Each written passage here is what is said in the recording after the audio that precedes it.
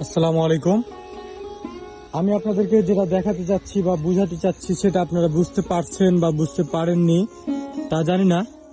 আমার সামনের ঘাসগুলো লাল হয়ে আছে, আর এই যে এই ঘাসটা এবং ওইখানকার ঘাসটা কালো হয়ে আছে।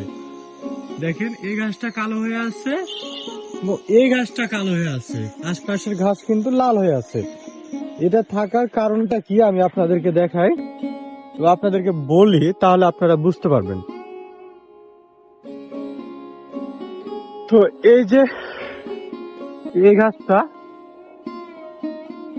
এই ঘাসটা কালো হওয়ার মূল কারণ হচ্ছে, এখানে যখন আমি ঘাস লাগিয়েছিলাম এবং পরে যখন সার দিয়েছিলাম, তখন এই ঘাসটাই সার পড়েছিল। সারের মাত্রা বেশি থাকার কারণে এই ঘাসটা দেখেন কালো হয়ে আছে। আর আশপাশের ঘাসগুলো সার কমের, প্রোটিন কমের জন্য লাল হয়ে আছে। ঠিক এইরকমই এই ঘাসটাতেও সার ছিল, এই ঠিকিতে এখানে সারের ঠিকই ছিল, এই জন্য এই ঘাসটা কালো।